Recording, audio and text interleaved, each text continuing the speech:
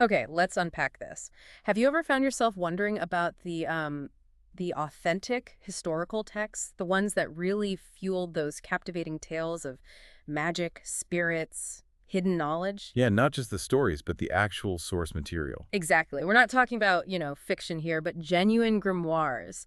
Those ancient books once believed to hold the actual keys to, well, unseen realms. hmm Today, we are indeed taking a deep dive into just such a text, one that promises to unlock those very mysteries. And the source for this is pretty specific, right? It is. Our primary source material for this exploration is the Clavis, or Key to the Magic of Solomon. Specifically, we're looking at a meticulous, critical edition put together by Joseph Peterson. Peterson's work is usually excellent. It is. And what makes this edition particularly compelling is how it brings together invaluable insights from a manuscript, one that was originally part of the estate of Ebenezer Sibley. Ah, Sibley, a key figure. Yes, and notably transcribed under the careful direction of Frederick Hockley, another important name. Absolutely. It's truly remarkable how the Clavis isn't just, a single isolated book. It's really more of a rich, intricate compilation. A compilation, so pulling from different places. Exactly. It's like a living echo of how these ancient beliefs about magic and spirituality profoundly shaped, well, the whole fabric of Western esoteric traditions. You can see this continuous evolving thread of occult thought running through it. So it reflects centuries of this thinking. For sure. It weaves together diverse magical traditions into, well, what feels like a coherent system. And Sibley and Hockley themselves, they were absolutely pivotal in this lineage. How so? Well, their work directly influenced major occult revivals over the last couple of centuries. It really provided a kind of philosophical bedrock for prominent groups. Right. Think about the Hermetic Order of the Golden Dawn, various Rosicrucian societies, even certain Masonic movements. Really? That's significant. Oh, absolutely. When we look at the bigger picture, the broader impact, it clearly shows how these deep-seated magical and spiritual ideas kept shaping esoteric traditions for generations. They really became a cornerstone for many who came after. Okay, so our mission today then is to try and extract the most important, maybe the most surprising nuggets of knowledge from this complex material. Distill it down. Yeah.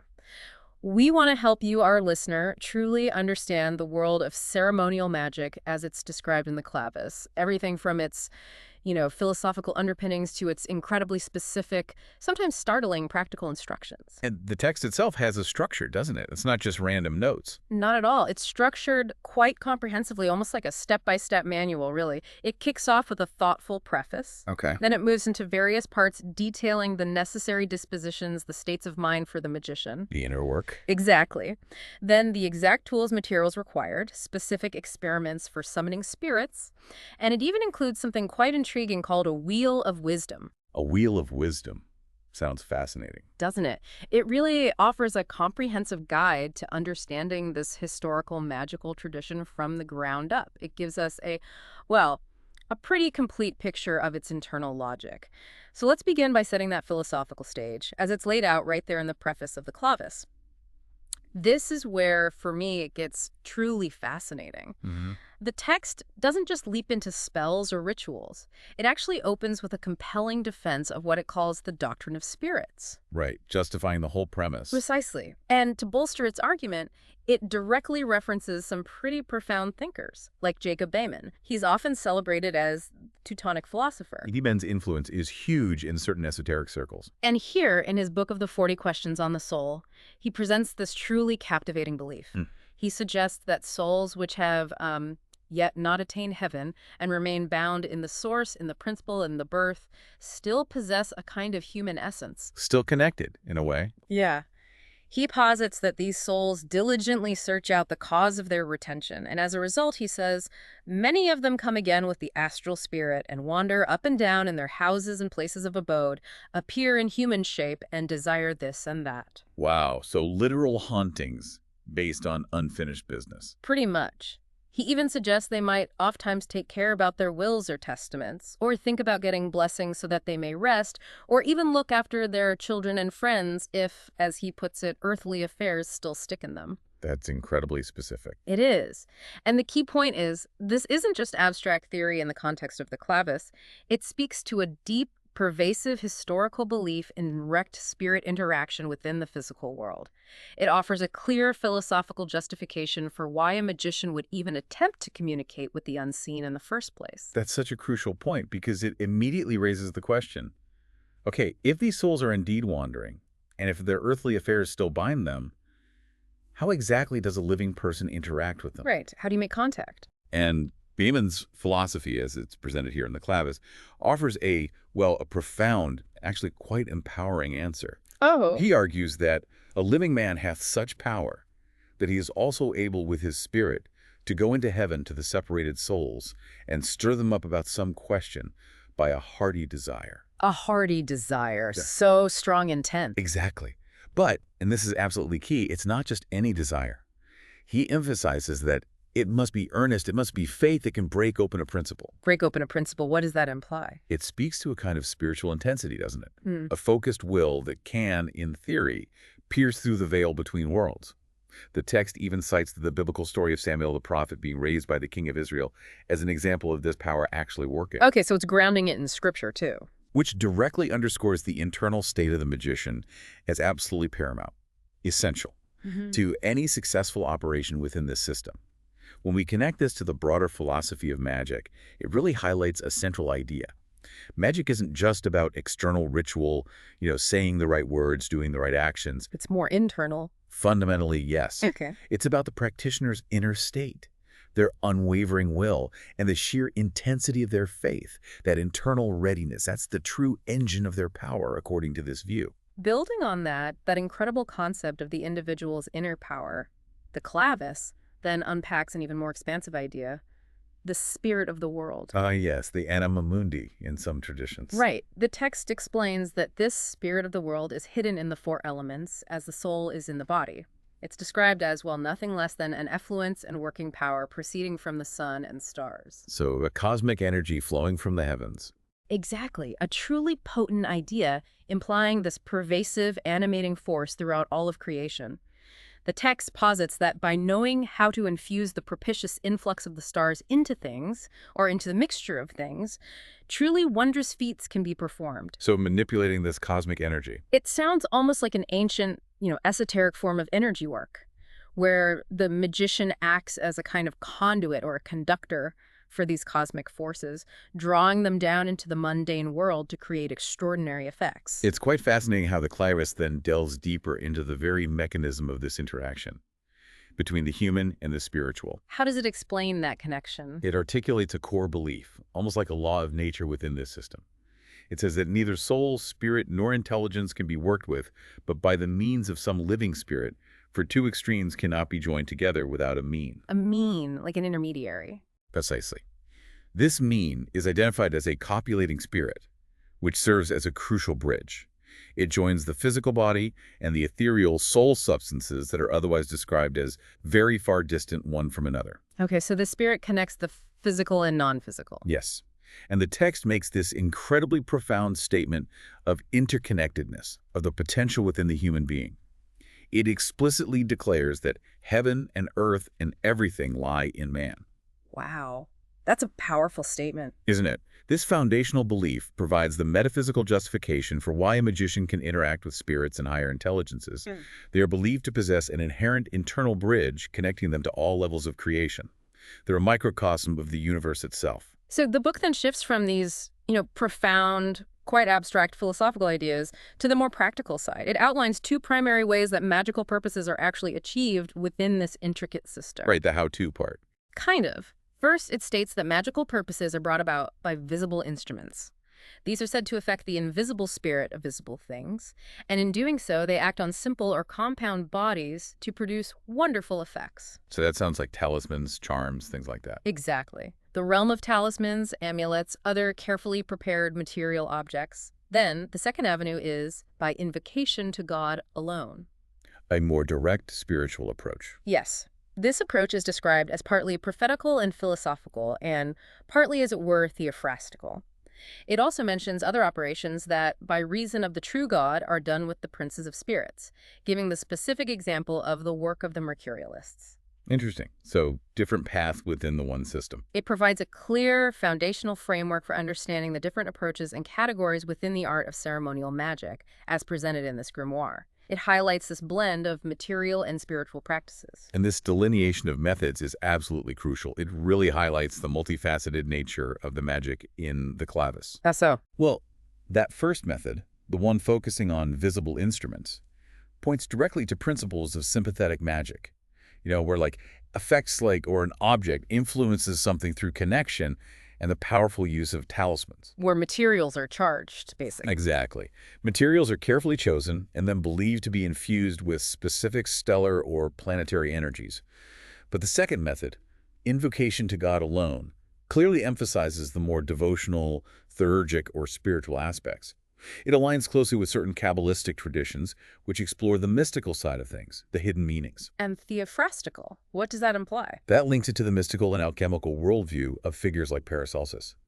He saw the universe as this living organism with all these hidden connections. So it really raises an important question about the blend. The mix of natural magic, drawing on inherent properties of the cosmos, and divine magic, appealing directly to God and his intermediaries. What balance did the authors intend? It seems like a really sophisticated system, combining both. It is, combining both material and spiritual forces to achieve its ends. Now, the introduction to the clavis also contains a really curious historical footnote, something that might surprise a lot of listeners. Oh, boy.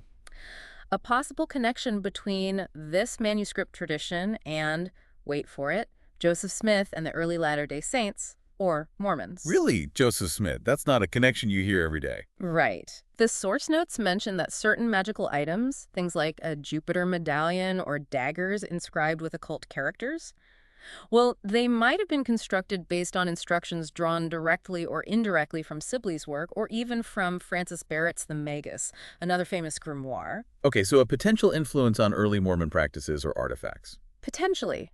But, and this is really important to stress, the source explicitly cautions that the specific U exemplar of the clavis the manuscript Peterson worked from isn't the smoking gun.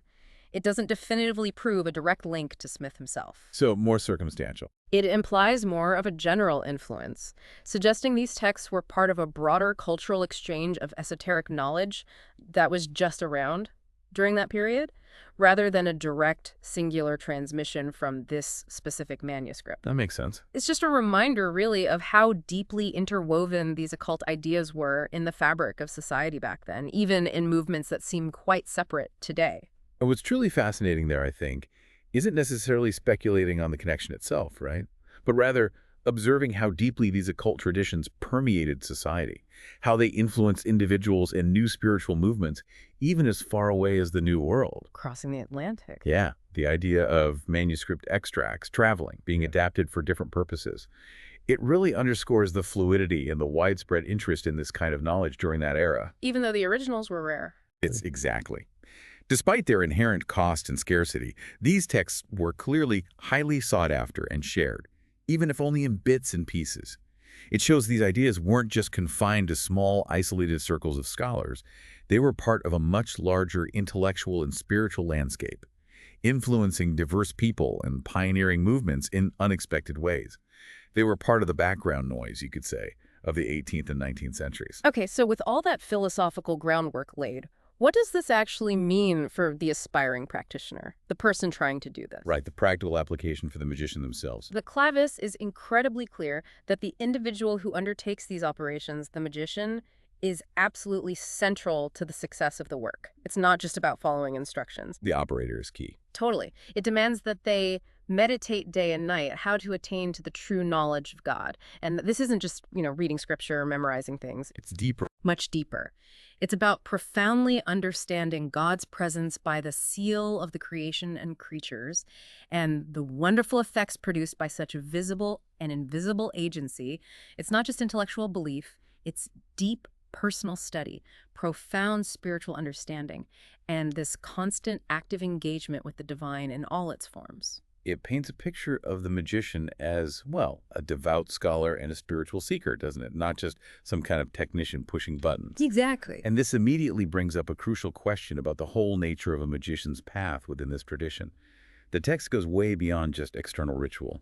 It calls for the practitioner to, and this is a quote, descend down into himself and study the art of spiritual attraction and repulsion with the virtue, measure, order, and degree of his own soul. Wow. Descend down into himself. That's intense. It's a profound call for introspection, for self-mastery.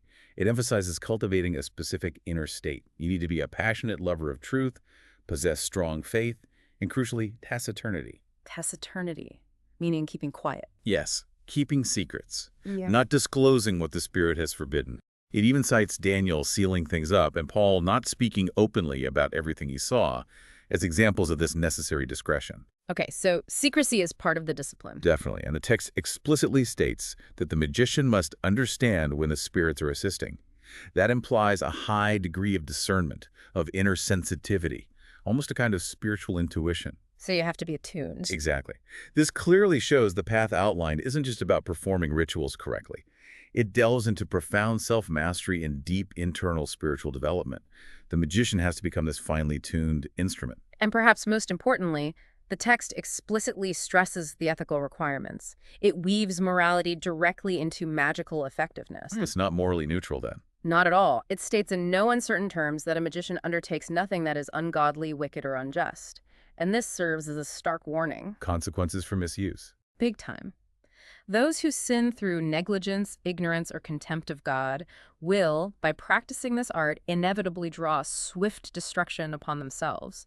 The consequences are presented as really dire for anyone abusing this power. But there's an upside too, presumably. And yes, on the flip side, the rewards for following the rules are immense. Someone who is just, loves mercy, and walks humbly with his God will be divinely defended from all evil. Such a person, by joining his understanding to any good spirit, can truly achieve anything.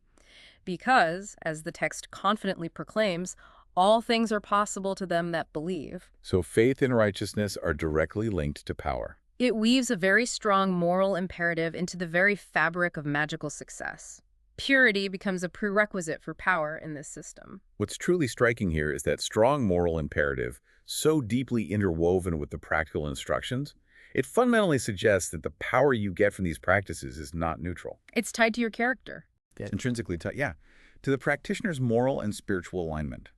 It implies that true power in this system flows from a place of purity and righteousness, not just from technical skill or, willingness to do forbidden things. So it's not just a book of spells you can use however you want. Definitely not. It's presented as a comprehensive guide to a specific way of life.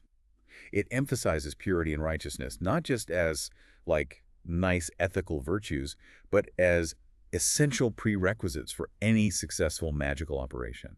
It frames magic as this deeply spiritual endeavor, a sacred science almost, rather than just a utilitarian toolkit. It demands a complete transformation of the self. Okay, let's unpack this further then. Beyond the critical internal state of the magician, which we've seen is absolutely paramount, the Clavis is also meticulously detailed about the physical ritual space. And the timing, I'm curious if it's as demanding as the internal work sounds. Let's see, what does it say about the place? It demands a retired place, and which is remote from the hurry of business. A tranquil solitude that is, quote, adapted to the nature of heavenly geniuses and intelligences. So peace and quiet, away from everything. Absolutely. It speaks directly to the need for absolute focus and freedom from all forms of mundane distraction, creating an environment that's truly conducive to spiritual communication and manifestation. And building on that need for solitude, the Clavis gets incredibly specific about the kind of space required, doesn't it? It's not just find a quiet room. No, it goes into detail, from the size to what's forbidden inside. Right. It specifies a small chamber or closet where none have access. And it particularly highlights, and this is typical of the period, that girls and women shouldn't go there if they might discharge their menstrual infirmities, as this could be sullying the purity of the space. Okay, that's a common purity concern in older texts, right? Very common, reflecting ancient beliefs about vital essences and ritual contamination. And furthermore, all the furniture in the sacred space has to be new, at least very neat, and crucially, purged by odoriferous perfumes and then sprinkled with water. So everything clean, new, and purified. It underscores this profound obsession with ritual cleanliness, order, and separation from the mundane world, creating a perfectly consecrated container where the spiritual work can unfold without any interference. It's about building a pristine, energetic field. essentially. And what about the timing of these operations? Does it give specific instructions there too? It does offer clear guidance. It advises that the rising of the sun is the most suitable. Why sunrise? Because it says, the mind being then undisturbed is less liable to interruption and not occupied by external objects, which makes sense, right? Dawn is often a time of quiet and clarity. True. But is it always sunrise? Not necessarily. It does allow for flexibility. It notes that if planetary circumstances or the specific situation of a planet require a different time, one must remain in a state of watchfulness from the morning right up until the hour of labor. So you have to stay prepared. Exactly. It emphasizes the need for continuous mental and spiritual preparation, ensuring precision and alignment with celestial influences throughout the entire operation, making sure no time is lost during that crucial period when a constellation appears.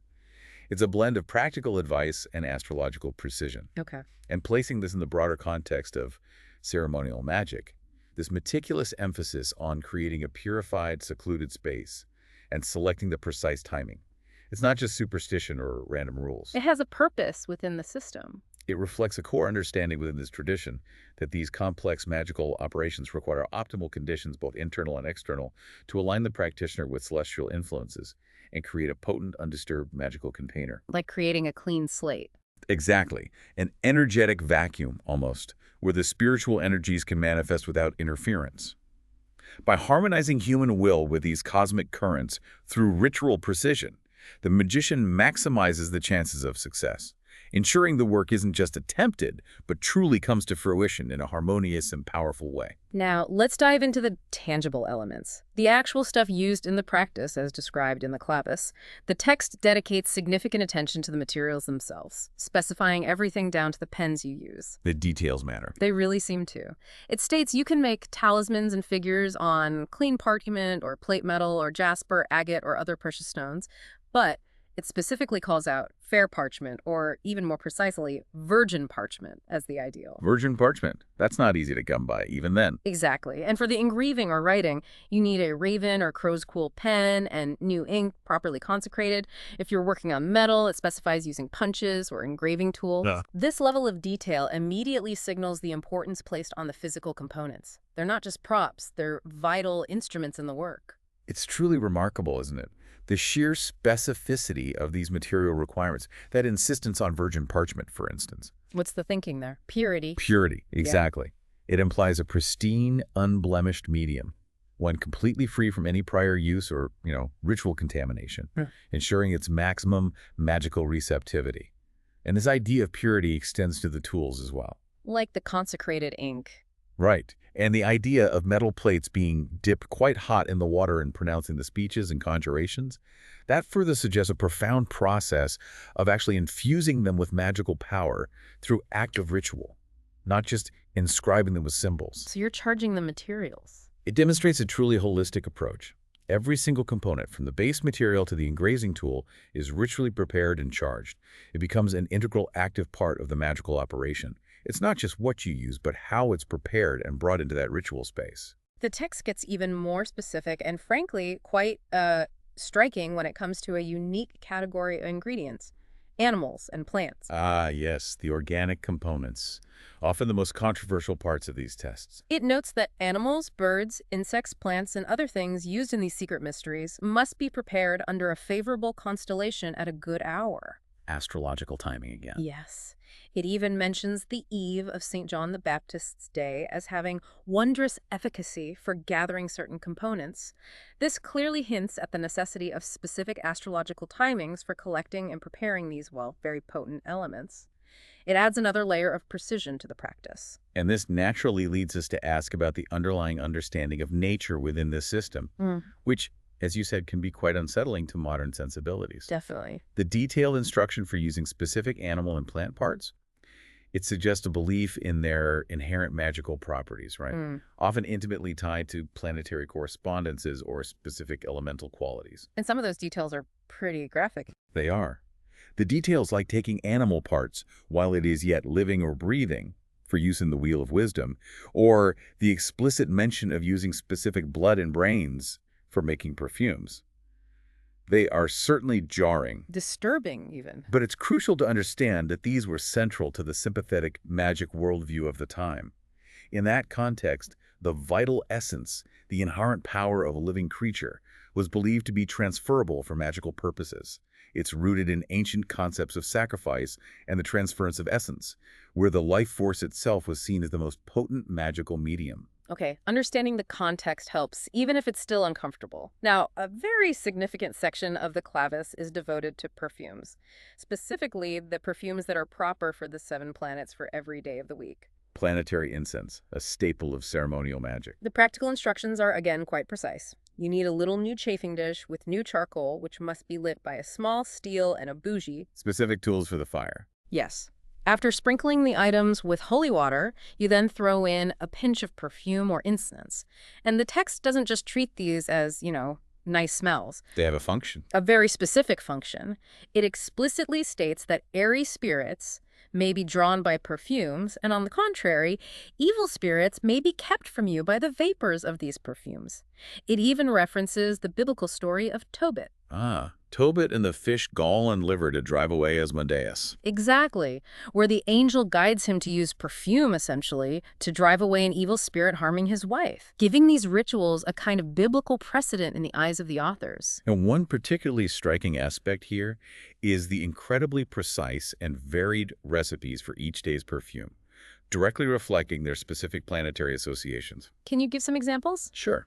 For Sunday, which is under the sun, the perfume calls for ingredients like saffron, aloes, balsam of myrrh, or laurier, maybe combined with musk and ambergris, all pulverized and mixed. Generally precious, powerful scents. Okay, sounds suitably regal for the sun. Right. But then for Monday, under the moon, the recipe takes a really striking turn. It incorporates animal parts like the head of a frog and eyes of a bull, mixed with young barley paste. Frog heads and bull eyes. That's quite a shift. It is. And for Tuesday, under Mars, it gets even more stark. It demands black cat blood and the brains of a raven. Wow. Okay, so these are clearly not just, pleasant air fresheners. Not at all. They are complex alchemical and sympathetic compounds, meticulously designed and believed to resonate with specific planetary intelligences and their associated spirits, creating a potent olfactive summons or repellent through these sympathetic links. Each ingredient, no matter how unusual it seems to us now, has a specific symbolic and energetic purpose within this system. Beyond these raw materials and compounds, the text moves to what you could call the instruments of power, the specific signs, seals, and magical knife. The tools of the trade. Exactly. It states very clearly that the 2 seals of the earth are absolutely essential, declaring, without which no spirit will appear. So mandatory components. Seems so. Other signs are presented as offering protection or influence, promising things like homage from spirits or freedom from fear of any foe. These symbols are clearly not just decorative, they're foundational to the practical operations. They act as critical keys to unlock spiritual interaction. And how exactly do these complex symbols, particularly the pentacles, work within this system? Let's maybe take the pentacle of the sun as a prime example. Okay, what does that involve? It's described as having multiple concentric circles, each with distinct functions. The first, the interior circle, contains the names of 4 heavenly genies, with Varkan being named as the most noble. These are invoked by turning towards the east and the other cardinal quarters directing energy towards specific points of power. Like aligning with directions. Precisely. The second circle is inscribed with the names of heavenly angels and genii, and significantly, the seal of the angel who directs the planet itself. So getting more specific. Yes. And finally, the third, outermost circle contains venerable names of God. This layering divine, angelic, genie names forms the sophisticated hierarchical system of invocation. It's believed to channel power from the highest source right down to the specific planetary intelligences you're working with. That's intricate. Does it connect to other traditions? Oh, absolutely. When you place this in context, it becomes really evident that many of the symbols, the names, even the Hebrew lettering for God's names, you see things like El Shaddai, Eloah, IHVH Jehovah, along with geomancy symbols. Geomancy, what's that? Divinatory figures based on patterns of lines or dots, and specific angelic names like Madamil, who is the spirit of Mars, derived from the Hebrew word Madam for Mars. All these show clear and undeniable links to wider Kabbalistic and established grimoire traditions. Like which ones? You see direct echoes in texts like Agrippa's famous Three Books of Occult Philosophy, and perhaps most notably, The Key of Solomon the King, as translated by S.L. Mathers. It really indicates that the Clavis isn't some isolated, unique work, but it's firmly situated within a rich, interconnected lineage of Western esoteric knowledge. Okay, now let's shift to the really practical stuff. The experiments for summoning specific spirits.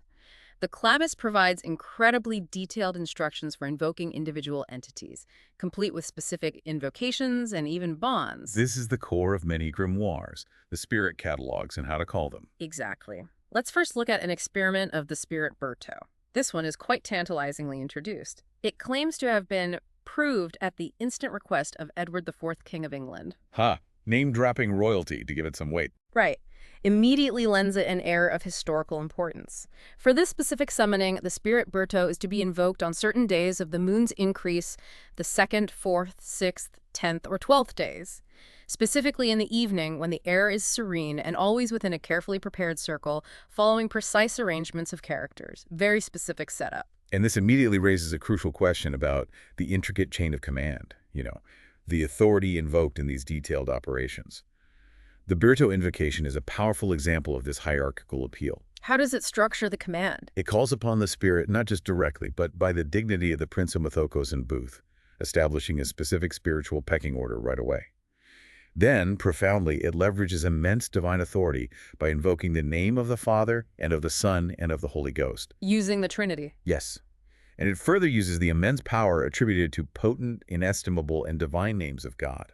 Names like Jehovah, El, Elohim, Sabaoth, Adonai, Tetragrammaton, Alpha, A, Omega, and even the sacred name of Jesus of Nazareth. Pulling out all the stops, power-wise. Absolutely. Right. The explicit goal here is for Berto to appear visibly before me in that circle, in fair and human form and shape of a man, and no ways terrible or hurtful to me, and critically, to compel the Spirit to tell me the truth and verity of all such things as I shall ask and demand. It demonstrates a very direct, even demanding interaction with the summoned entity, binding it through this web of powerful sacred names. Okay, moving on, we have an experiment of the spirit Visago. This one is notable because Visago can be called to appear in crystal stone or glass or otherwise without. So scrying is an option here. Interesting, a different mode of appearance. For this specific operation, the practitioner first needs to provide a lamen, which is a plate, usually of metal, here specified as silver. It has to be engraved with very specific figures shown in the text. The symbolic diagram. Right. And additionally, a spatula is needed, made of ash, pear tree, or any other solid wood, with a specified thickness and length. And it must be gilded all over with gold and inscribed with its own characters. So a dedicated tool for this spirit. Seems like it.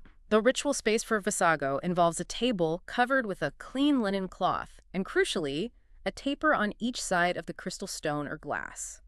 This emphasizes the importance of light and purity around the scrying medium, which is the primary point of contact. It's truly compelling how this experiment places such a central emphasis on the crystal or glass as a scrying medium.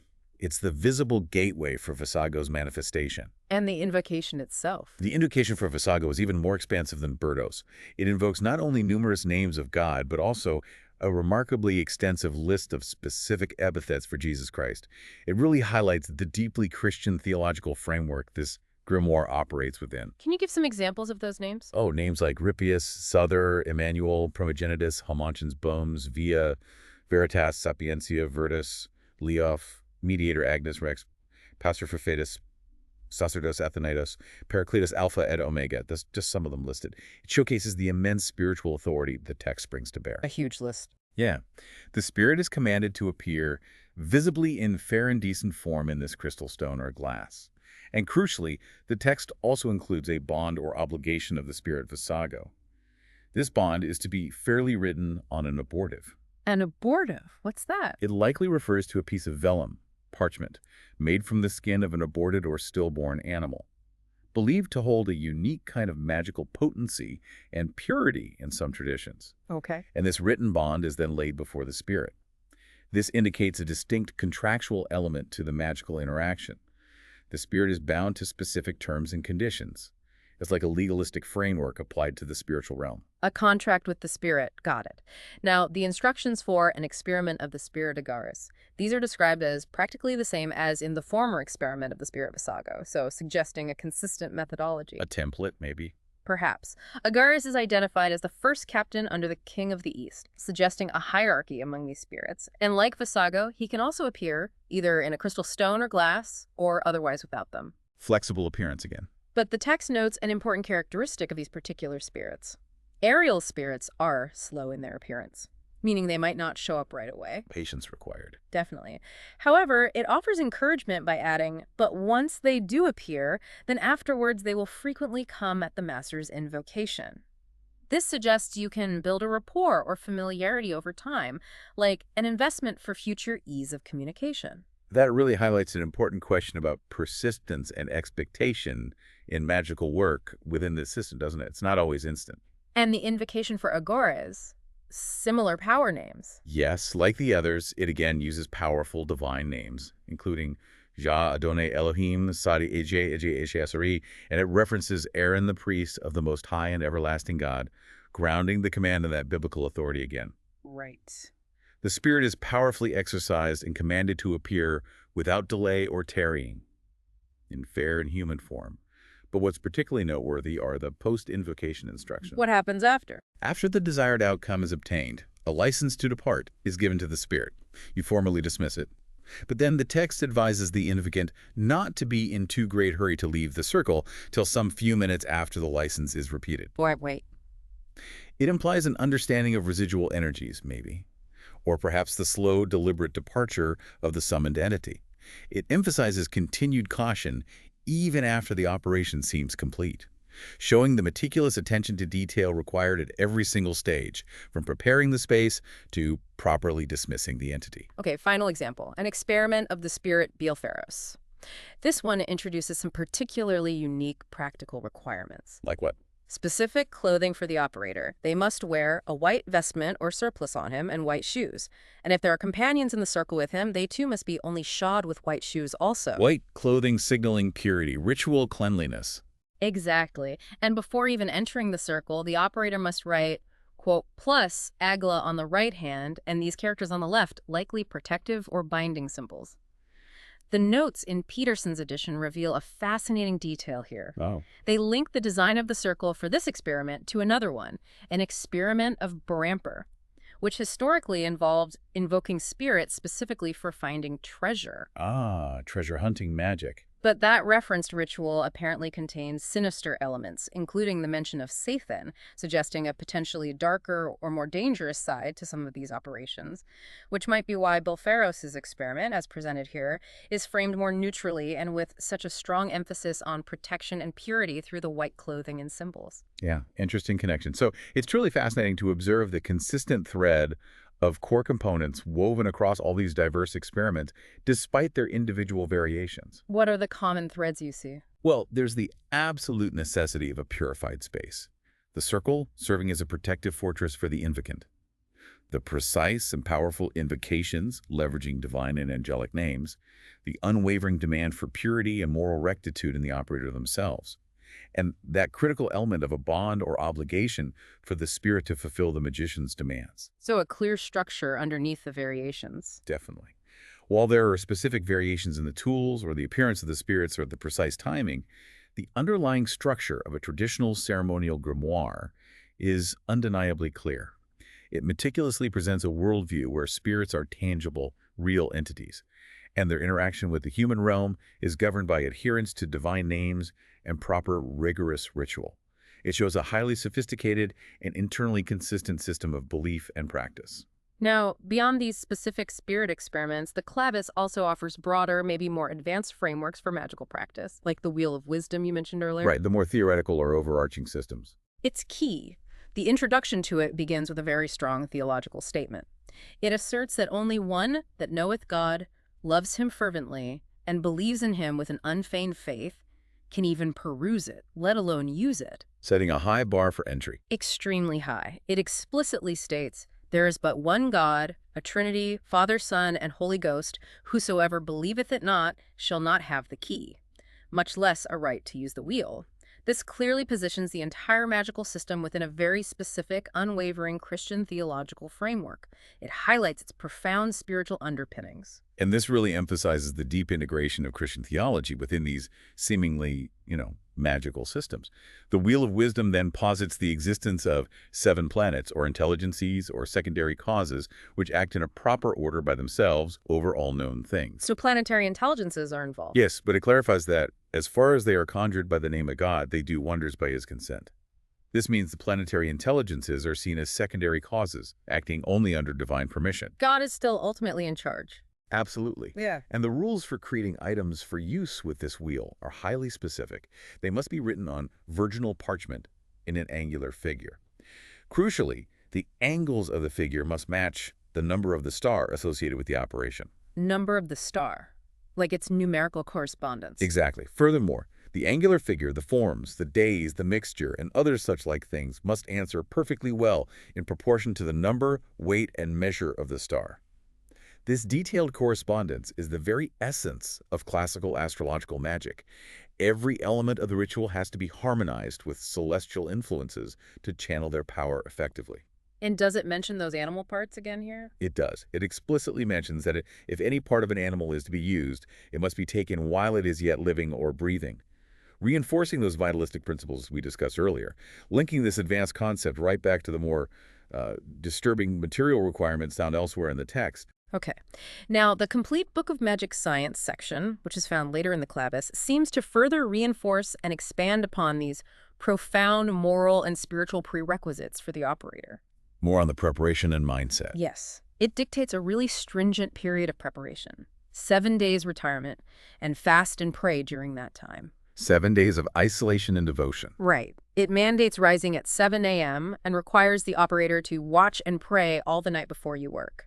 On the day prior to the operation, a 7-foot diameter circle must be carefully drawn, and the operator must perform a ritual washing of themselves, ensuring not just external but internal cleanliness. Total purification. The prayers within this section are deeply revealing of the magician's intent. They seek mercy from God to become a true magician and contemplator of thy wondrous works.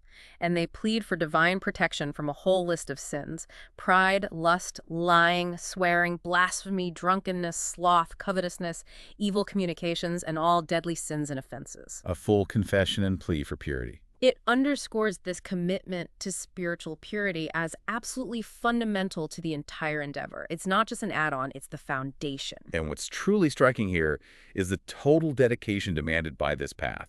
It's emphatically not a casual hobby or just a simple set of instructions to follow for fun. It's a way of life, almost. Completely. The magician's prayers within this section are explicit. They ask for strength and courage to call spirits from their several coasts. They ask God to put fear far from me, give me abundance of thy grace and faith, whereby all things are made possible unto man. Faith enabling the magic again. Yes.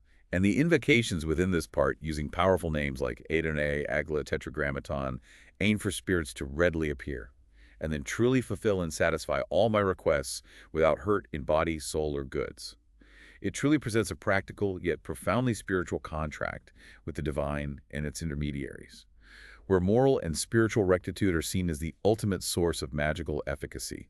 This isn't just about conjuring. It's about a complete alignment of body, mind, and spirit with divine will to manifest change in the world. So, after all that, what does this all mean for us today, looking back at this text? We've delved deep into the Clavis, or key to the magic of Solomon. We've traced its lineage from the manuscripts tied to Ebenezer Sibley and Frederick Hockley, understanding their pivotal role in its preservation.